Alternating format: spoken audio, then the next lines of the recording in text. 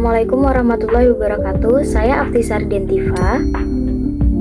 Di sini saya akan menjawab kuis atau pertanyaan dari Bapak Hadi. Pertanyaan pertama, topografi itu sangat penting untuk menentukan jenis alat mesin yang akan dikembangkan di suatu daerah. Kalau misalkan di daerah tersebut dataran rendah atau permukaan tanahnya itu rata, maka kita tidak susah untuk alat mesin tersebut dikembangkan di daerah yang dataran rendah tersebut. Karena jika kita mengembangkan alat mesin yang berat di daerah dataran tinggi, contohnya, itu mungkin akan sangat susah karena mungkin akses jalan untuk kesananya itu juga susah karena dataran tinggi kan miring ya. Jadi mungkin susah untuk menjangkau alat mesin yang berat ke dataran tinggi karena mungkin ada beberapa hal yang membuat itu susah, karena mungkin takut tergelincir karena yang kita bawa ke sana misalkan traktor kan besar dan juga berat ya. Jadi kalau misalkan kita menjalankan traktor tersebut ke dataran tinggi mungkin itu sangat ambil resiko. Jadi topografi itu sangat menentukan jenis alat yang akan dikembangkan di suatu daerah. Kita lanjut ke pertanyaan nomor 2.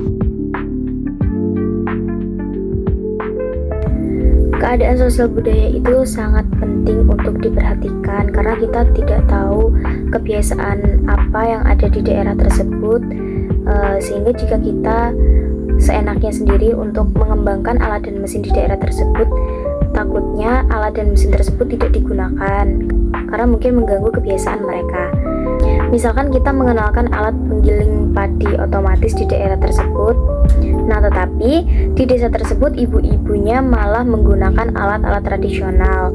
Mungkin teknologi yang kita anggap mempermudah warga-warga di desa tersebut, tetapi justru malah merusak nilai-nilai yang ada di desa tersebut.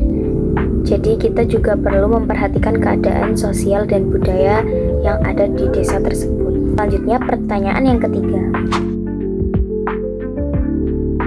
Infrastruktur pertanian itu sebenarnya adalah penunjang utama supaya alat dan mesin itu digunakan dengan maksimal. Jadi kalau infrastrukturnya aja belum siap, maka alat secanggih apapun menjadi susah dipakai atau malah tidak berguna. Misalkan saja kita menggunakan alat-alat yang modern di suatu desa, tetapi akses untuk jalan ke sananya itu rusak, becek atau berlumpur parah. Jadi ya kita tidak akan bisa masuk ke situ dan akhirnya alatnya pun nganggur dan tidak dipakai. Jadi intinya alat dan mesin itu butuh pendukung seperti jalan yang bisa diakses dengan mudah atau listrik yang memadai dan lain-lain. Makanya sebelum mengembangkan alat dan mesin di suatu desa, kita harus lihat dulu infrastrukturnya di sana sudah siap atau belum.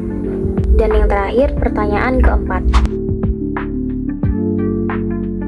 Karena jumlah petani di Pulau Jawa itu banyak, jadi banyak juga bantuan dari pemerintah. Oke, jadi itu dia jawaban-jawaban dari saya. Semoga penjelasannya mudah dipahami. Terima kasih sudah menonton.